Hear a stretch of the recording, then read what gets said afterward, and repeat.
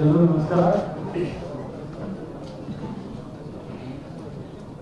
ಮೊದಲನೇದಾಗಿ ಎಲ್ಲರೂ ಪ್ರಶ್ನೆ ಕೇಳ್ತಾ ಇದ್ದಾರೆ, ಏನು ಇಬ್ಬರು ಕಲಾವಿದರು ಅಂತ. ಭಾಳ ಹೆಮ್ಮೆಯಿಂದ ಹೇಳಕ್ಕೆ ಇಷ್ಟಪಡ್ತೀನಿ. ನಾವು ಕಲಾವಿದರು ಕುಂತಿಲ್ಲ, ನಾವು ಮನೆ ಮಕ್ಕಳ ಕೂತಿದ್ದೀವಿ. ಅದು ಕಲಾವಿದರಾಗೋ ಮುಂಚೆಯಿಂದಲೂ ಅವ್ರ ಮನೆ ಒಡನಾಟ ಇದೆ. ದರ್ಶನ್ ಅವರು ನನಗಿಂತ ಸೀನಿಯರು, ಅವರು ನನಗಿಂತ ಹೆಚ್ಚು ಹೇಳ್ಬೇಕಂದ್ರೆ ದೊಡ್ಡ ಮಗನ ಸ್ಥಾನ, ಅಷ್ಟು ಪ್ರೀತಿ ಅವ್ರ ಕುಟುಂಬ ಕೊಟ್ಟಿದೆ. ನೋಡ್ತಾ ನಾವು ನನ್ನ ಅದೃಷ್ಟ, ಅವ್ರ ಮನೆಯವರು ನನ್ನ ಇವತ್ತು ಮಗ ಅಂತ ಹೇಳಿದ್ದಾರೆ. ಅಂಬರೀಷ್ ಅಣ್ಣ ನನ್ನ ಮಗನ ಥರ ನೋಡ್ತಾ ಇದ್ರು. ಇವತ್ತು ಆ ಮನೆಯಲ್ಲಿ ಅಕ್ಕ ಒಂದು ನಿರ್ಧಾರ ತಗೊಂಡಿದ್ದಾರೆ. ಅದಕ್ಕೆ ನಾವೆಲ್ಲ ಯೋಚನೆ ಮಾಡಿ ಸರಿ ತಪ್ಪು ಅಥವಾ ನಮಗೇನು ಆ ಥರ ಎಲ್ಲ ಯೋಚನೆ ಮಾಡೋ ಸೀರೆ ಇಲ್ಲ. ಅವ್ರು ಎಲ್ಲಿ ಹೆಜ್ಜೆ ಇಡ್ತಾರೋ ಅದಕ್ಕೆ ನಾವು ಇರಬೇಕಾದ್ದು ನಿಯತ್ತಿರೋ ಪ್ರತಿಯೊಬ್ಬ ಮನುಷ್ಯನ ಕರ್ತವ್ಯ. ಯಾಕಂದರೆ ಅಂಬರೀಷ್ ಅಣ್ಣ ಅಷ್ಟು ಮಾಡಿದ್ದಾರೆ ನಮಗೆ. ನಾನಂತಲ್ಲ, ಎಷ್ಟೋ ಕಲಾವಿದರಿಗೆ ಎಷ್ಟೋ ಜನಕ್ಕೆ ಅಷ್ಟು ಪ್ರೀತಿ ಹಂಚಿರುವಂಥ ಒಬ್ಬ ಮಹಾನ್ ಭಾವ. ಅವ್ರು ಇರಲಿ ಇಲ್ಲದೆ ಹೋಗಲಿ, ಅವ್ರ ಪ್ರೀತಿ ನಮ್ಮ ಎದೆಯಲ್ಲಿರುತ್ತೆ. ಅವರಿಲ್ಲ ಅನ್ನೋ ನೋವಿದೆ, ಆದರೂ ಅವ್ರ ಮೇಲಿರೋ ಪ್ರೀತಿ ಯಾವತ್ತೂ ಒಂದು ಕಿಂಚಿತ್ತು ನಮಗೆ ಕಮ್ಮಿ ಆಗಲ್ಲ. ಸೊ ಇವತ್ತು ಈ ಸಂದರ್ಭ ಒಂದು ವಿಭಿನ್ನವಾದ ಸಂದರ್ಭ. ಯಾಕಂದರೆ ನೀವೆಲ್ಲರೂ ಪ್ರಶ್ನೆ ಕೇಳ್ತಿರೋದು ಹಾಗೆಲ್ಲೂ ನಾನು ಅರ್ಥ ಆಗ್ತಿದೆ. ಒಂದು ಸಿನಿಮಾ ರಂಗ, ಇದು ಒಂದು ಡಿಸಿಷನ್ಗಳು, ಇದು ಈ ಥರ ಸಾವಿರಾರು ಪ್ರಶ್ನೆಗಳು, ಸಾವಿರಾರು ಗೊಂದಲಗಳು ನಡೀತಾ ಇದೆ. ಬಟ್ ಒಂದೇ ಹೇಳ್ತೀನಿ, ಮಂಡ್ಯ ಜನಕ್ಕೆ ಅಂಬರೀಷ್ ಅಣ್ಣ ಏನು ಅಂತ ಗೊತ್ತಿದೆ. ಅಷ್ಟು ವರ್ಷ ಸಾಮಾನ್ಯ ಅಲ್ಲ ಮಂಡ್ಯ ಜನಗಳ ಪ್ರೀತಿ ಗಳಿಸೋದು. ಅಷ್ಟು ವರ್ಷ ಯಾವುದೇ ಒಂದು ಕೊರತೆ ಇಲ್ಲದೆ ಅಷ್ಟು ಪ್ರೀತಿಯಿಂದ ಅವರು ಅಂಬರೀಷ್ ಅಣ್ಣ ನೋಡ್ಕೊಂಡಿದ್ದಾರೆ ಅಂದರೆ ಅವ್ರ ನಿಜವಾದ ಅಂಬರೀಷ್ ಅಣ್ಣನ ಮನಸ್ಸು ಏನು ಅಂತ ಗೊತ್ತು. ಅದ್ರಲ್ಲಿ ಯಾವುದೇ ಬರೀ ರಾಜಕೀಯ ಅಂತಲ್ಲ, ಆ ಮನೆ ಮಗ ಅವರು. ಮಂಡ್ಯ ಅಂದರೆ ಅಂಬರೀಷ್ ಅಣ್ಣ ಅಂತಲೇ ನಮಗೆಲ್ಲ ಪರಿಚಯ, ಇಡೀ ಜಗತ್ತಿಗೆ ಪರಿಚಯ. ಅಷ್ಟು ಪ್ರೀತಿ ವಿಶ್ವಾಸ ಗಳಿಸಿರುವಂಥ ಒಬ್ಬ ವ್ಯಕ್ತಿ. ಅವರ ಮನೆಯಿಂದ ಇವತ್ತು ಅವ್ರ ಶ್ರೀಮತಿಯವರು ಮಂಡ್ಯ ಯಾಕೆ ಹೋಗ್ತಿದ್ದಾರೆ ಅಂತ ನಾವೆಲ್ಲ ತುಂಬ ಸೂಕ್ಷ್ಮವಾಗಿ ಅರ್ಥ ಮಾಡ್ಕೋಬೇಕು. ಯಾಕಂದ್ರೆ ನನಗೆ ಚೆನ್ನಾಗಿ ಪರಿಚಯ, ಭಾಳ ಹತ್ರದಿಂದ ನೋಡಿದ್ದೀವಿ. ಇದು ಯಾವುದೋ ಒಂದು ಸ್ವಾರ್ಥಕ್ಕಾಗಲಿ ಅಥವಾ ನಿಮ್ಗೆ ಅನ್ನಿಸ್ಬೋದು, ಅಂದರೆ ಜನಗಳು ಕಳಿಸಿದಾರ ಅಂದರೆ ಏನಪ್ಪ ಪೊಲಿಟಿಕಲ್ ಇಂಟೆನ್ಷನ್ ಹೀಗೆ ಯಾವುದು ಹೇಳ್ಬೋದು ಅಂತ. ಬಟ್ ಇಲ್ಲ, ನಾನು ತುಂಬ ಹತ್ರದಿಂದ ನೋಡಿದ್ದೀನಿ. ಅಂಬರೀಷ್ ಅಣ್ಣ ರಾಜ ಇದ್ದಂಗಿದ್ರು, ಅವ್ರ ಕುಟುಂಬನೂ ಅದೇ ಥರ ನೋಡ್ಕೊಂಡಿದ್ದಾರೆ. ಅವ್ರಿಗೆ ಯಾವುದೂ ಕೊರತೆ ಇಲ್ಲ. ಬಟ್ ಆ ಮಂಡ್ಯ ಅನ್ನೋ ನಂಟಿದೆಯಲ್ಲ, ಅದಕ್ಕೆ ಬೆಲೆ ಕಟ್ಟಕ್ಕಾಗಲ್ಲ. ಅವರು ಕಷ್ಟದ ಹಾದಿ ಅಂತ ಹೇಳಿದ್ರು, ಆ ಕಷ್ಟದ ಹಾದಿದು ಆ ಮಂಡ್ಯ ಜನಗಳು ನಂಟು ಇಟ್ಕೋತಾರೆ. ನಾನು ಒಂದೇ ಮಾತು ಹೇಳೋದು, ಮಂಡ್ಯ ಜನ ಅಂಬರೀಷ್ ಅಣ್ಣನ ಕುಟುಂಬ ಏನು ಅಂತ ಚಿಕ್ಕ ಹುಡುಗರಿಂದ ಎಲ್ಲರೂ ನೋಡ್ಕೊಂಡ್ ಬಂದಿರ್ತಾರೆ. ಒಂದಲ್ಲ ಒಂದು ಕ್ಷಣದಲ್ಲಿ ಅಂಬರೀಷ್ ಅಣ್ಣನ ಜೊತೆ ಒಂದು ನೆನಪಿರುತ್ತೆ. ನನಗೂ ಅಷ್ಟೇ, ಎಲ್ಲೋದ್ರೂ ಅವ್ರ ಜೊತೆ ನೆನಪಿದೆ. ಈ ಜಾಗಕ್ಕೆ ಬಂದರೂ ನನಗೆ ಯಾವುದೋ ಒಂದು ಪ್ರೆಸ್ ಮೀಟಿಗೆ ಅವ್ರು ಬಂದಿರೋದಾಗ್ಬೋದು, ಆ ಥರ ಸಾಕಷ್ಟು ಅವ್ರ ಕೊಡುಗೆಗಳು ಅಥವಾ ನಮ್ಮ ಹಿಂದೆ ನಿಂತಿರೋದಿದೆ. ಆ ಥರ ಎಷ್ಟೋ ಜನ ಮಂಡ್ಯ ಜನಗಳ ಮನಸ್ಸಲ್ಲಿದೆ. ಇವತ್ತು ಯಾರು ಏನೇ ಹೇಳ್ಬೋದು, ಒಂದು ಕ್ಷಣ ಅವ್ರ ಆತ್ಮಸಾಕ್ಷಿ ನೆನೆಸ್ಕೊಂಡಾಗ ಅಂಬರೀಷ್ ಅಣ್ಣನ ಪ್ರೀತಿ ಅವ್ರ ಕುಟುಂಬದ ಮೇಲೆ ತೋರಿಸ್ತಾರೆ ಅನ್ನೋದನ್ನ ನಂಬಿದ್ದೀನಿ. ಆ್ಯಂಡ್ ಸುಮ್ಮನೆ ಅಲ್ಲ, ಈಗ ಒಬ್ಬರು ಯಾರೋ ಅವ್ರ ಕುಟುಂಬದಲ್ಲಿ ಒಬ್ರು ನಿಂತ್ಕೋಬೇಕು ಅನ್ನೋದು ಅಷ್ಟೇ ಅಲ್ಲ, ಅವ್ರಿಗೆಲ್ಲ ಯೋಗ್ಯತೆ ಇದೆ ಅನ್ನೋದನ್ನ ನಾನು ಭಾವಿಸಿದ್ದೀನಿ. ಯಾಕಂದರೆ ಒಂದು MP ಅಲ್ಲಿ ನಿಂತ್ಕೋಬೇಕಾದಾಗ ಅದಕ್ಕೊಂದು ಕ್ವಾಲಿಟೀಸ್ ಇರಬೇಕಾಗುತ್ತೆ, ಅದಕ್ಕೊಂದು ಇಂಟೆಲಿಜೆನ್ಸ್ ಇರಬೇಕಾಗುತ್ತೆ, ಅಥವಾ ಅದು ಧ್ಯೇಯ ಇರಬೇಕಾಗುತ್ತೆ. ಅದೆಲ್ಲ ನಾನು ಸುಮಕ್ಕಿನಲ್ಲಿ ನೋಡ್ತಾ ಇದ್ದೀನಿ.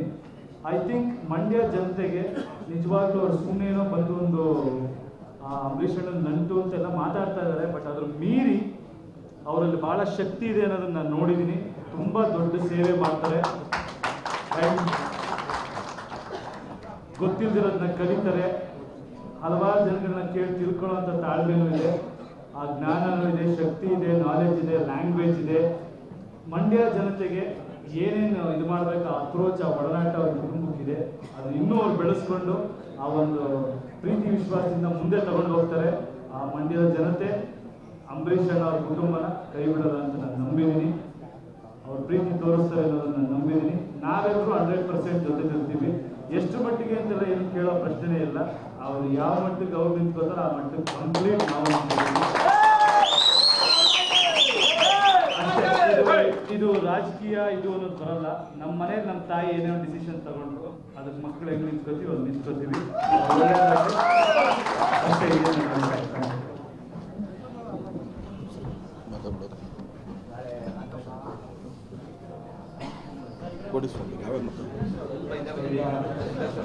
ಉದ್ದೇಶಕ್ಕೆ ಒಂದು ನಿಮಿಷ ಕೂಡ ಪ್ರಶ್ನೆ ಅಂತಿದೆ.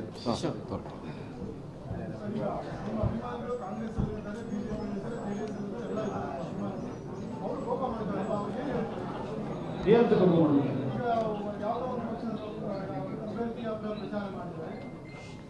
ಸರ್, ಈಗ ಒಂದು ರಾಜಕೀಯ ಅಂದ್ರೆ ಕೆಲಸ ಮಾಡ್ತೀವಿ ಅಂತ ಅವ್ರು ಬಂದಿದ್ದಾರೆ.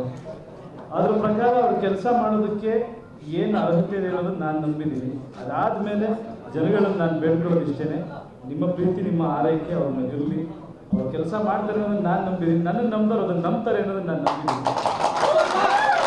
ಅದಾದ್ಮೇಲೆ ಮಂಡ್ಯ ಜನ ಏನು ಗಡ್ರಲ್ಲ ಸರ್, ಭಾಳ ಬುದ್ಧಿವಂತರು. ಅವ್ರು ಎಲ್ಲ ಆ್ಯಂಗಲಿಂದನೂ ಅಳಿತಾರೆ, ತೂಗ್ತಾರೆ. ಅವರು ಪ್ರತಿ ಹಂತದಲ್ಲೂ ಇವತ್ತು ಕಲಾವಿದರುಗಳನ್ನು ಬೆಳೆಸಿರೋ ರೀತಿ ಇದೆಯಲ್ಲ, ನಮ್ಗೆ ಗೊತ್ತು ಆ ಜನ ಯಾವ ರೀತಿ ನೋಡ್ತಾರೆ ಅಂತ. ಅದರಲ್ಲಿ ತಪ್ಪು ತಿಳ್ಕೊಳ್ಳೋದೇನು ಬರಲ್ಲ. ಅವ್ರೆಲ್ಲ ಲೆಕ್ಕಾಚಾರಗಳನ್ನ ಹಾಕ್ತಾರೆ. ಬಟ್ ನಾನಂತೂ ಧೈರ್ಯವಾಗಿ ಹೇಳ್ತೀನಿ, ಅವ್ರ ಮೇಲೆ ನನಗೆ ನಂಬಿಕೆ ಇದೆ. ನನ್ನ ನಂಬಿದವರು ಅವ್ರು ನಂಬಿ ಅನ್ನೋದು ನಾನು ಕೇಳ್ತೀನಿ.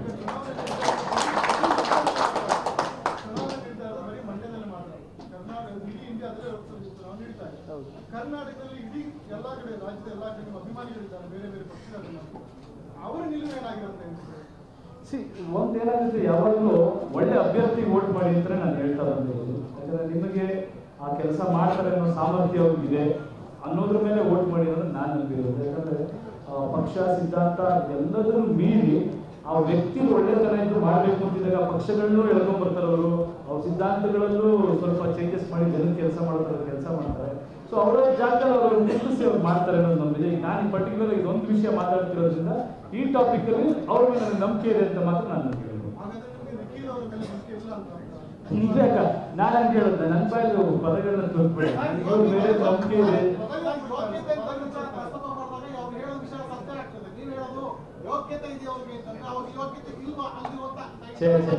ಎಲ್ಲ ಯೋಗ್ಯ ಆ ಥರ ನೆಗೆಟಿವ್ ಆಗಿ ಥಿಂಕ್ ಮಾಡಬೇಡಿ.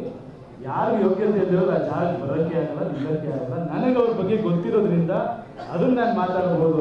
ಬೇರೆಯವ್ರ ಬಗ್ಗೆ ನಾನು ಮಾತಾಡ್ತಿಲ್ಲ. ನೀವ್ ಯಾಕಂದ್ರೆ ನೆಗೆಟಿವ್ ಆಗಿ ತಿಳ್ತೀರಾ? ನಾನು ತುಂಬಾ ಖುಷಿಯಾಗಿ ಹೇಳ್ತಾ ಇದ್ದೀನಿ. ಅವ್ರಿಗೆ ಅದಕ್ಕೆಲ್ಲ ಅರ್ಹತೆ ಇದೆ, ಅವ್ರ ಶಕ್ತಿ ಇದೆ ಅಂತ ಹೇಳ್ತಾ ಇದ್ದೀನಿ ಅಷ್ಟೇ. ಈಗ ನಾನು ಇಲ್ಲ, ನನಗೆ ಇವ್ರ ಬಗ್ಗೆ ನಾನು ಹೇಳ್ತಾ ಇದ್ದೀನಿ 100% ಅವ್ರಿಗೆಲ್ಲ ಯೋಗ್ಯತೆ ಇದೆ ಅಂತ ಹೇಳ್ತಾ ಇದ್ದೀನಿ. ಆಪೋಸಿಟ್ ಬಗ್ಗೆ ನಾನು ಯಾಕೆ ಮಾತಾಡ್ಲಿ ಸರ್? ನಾನು ಅಂಡರ್ಸ್ಟುಡ್. ನೀವು ಆ ಥರದ ಆ್ಯಂಗಲ್ ಎಲ್ಲ ತೆಗಿಬಿಡಿ. ಆ ಥರ ನಾನು ಯಾರ ಬಗ್ಗೆ ಕೆಟ್ಟದಾಗ ಮಾತಾಡಲ್ಲ. ಎಲ್ಲ ನಾನು ಏನು ಹೇಳ್ತೀನಿ, ಈಗ ಒಂದು ಒಳ್ಳೇದು ಹೇಳಿದ ತಕ್ಷಣ ಇನ್ನೊಂದು ಮಿಕ್ಕಿದ ನೆಗೆಟಿವ್. ಒಬ್ರು ಚೆನ್ನಾಗಿರೋ ತಕ್ಷಣ ಸುತ್ತಮುತ್ತ ಇರೋದು ಮಿಕ್ಕಿದವ್ರು ಚೆನ್ನಾಗಿಲ್ಲ ಅಂತ ಅರ್ಥನ? ನೀವು ಚೆನ್ನಾಗಿದ್ದೀರ ಸರ್ ಅಂತ ಹೇಳಿದ್ರೆ ನೀವು ಚೆನ್ನಾಗಿದ್ದೀರ ಅಂತ ಕೇಳಿ, ಹಂಗಾದ್ರೆ ಪಕ್ಕದಲ್ಲಿ ಕೆಟ್ಟದಾಗಿದ್ದಾರೆ ಅಂತ ಹೇಗೆ ಹೇಳ್ತಿರ್ತೀರಾ?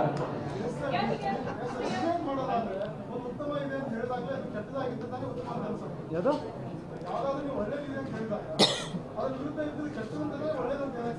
ಇಲ್ಲ ಸರ್, ಅದೇ ತಪ್ಪು ಪ್ರಪಂಚದಲ್ಲಿ. ನಾನು ಒಳ್ಳೇದನ್ನ ಮಾತ್ರ ನೋಡ್ತೀನಿ, ಕೆಟ್ಟದನ್ನ ನಾನು ನೋಡಕ್ಕೆ ಹೋಗಲ್ಲ. ನೀವು ಕೆಟ್ಟದನ್ನೇ ನೋಡ್ತಿರೋರಿಗೆ ಒಳ್ಳೇದು ಕೆಟ್ಟದ್ದು ಎಲ್ಲ ಕಾಣುತ್ತೆ. ನಾನು ಯಾವಾಗಲೂ ಪಾಸಿಟಿವ್ ಆಂಗಲ್ ಏನಂತ ಗೊತ್ತಾ, ಜಗತ್ತಲ್ಲಿ ಫೋಕಸ್ ಎಲ್ಲಿರುತ್ತೋ ಅದನ್ನ ಮಾತ್ರ ನೀವು ಹಿಡಿಬೇಕು. ಅಂದ್ರೆ ಜಗತ್ತಲ್ಲಿ ಒಳ್ಳೆ ಕಡೆ ಫೋಕಸ್ ಮಾಡ್ತೀರಾ ನಿಮ್ಗೆ ಒಳ್ಳೆದೇ ಸಿಗುತ್ತೆ, ನೆಗೆಟಿವ್ ಫೋಕಸ್ ಮಾಡ್ತೀರಾ ನೆಗೆಟಿವ್ ಸಿಗುತ್ತೆ. ನಾನು ಇವರಲ್ಲಿರೋ ಪಾಸಿಟಿವ್ ನೋಡದೆ ಹೊರತು ಇದಕ್ಕೆ ಈ ಥರದ ಒಂದು ಆ್ಯಂಗಲ್ ಇದೆ ಅಂತ ನಾನು ಯೋಚನೆನೂ ಮಾಡಿಲ್ಲ.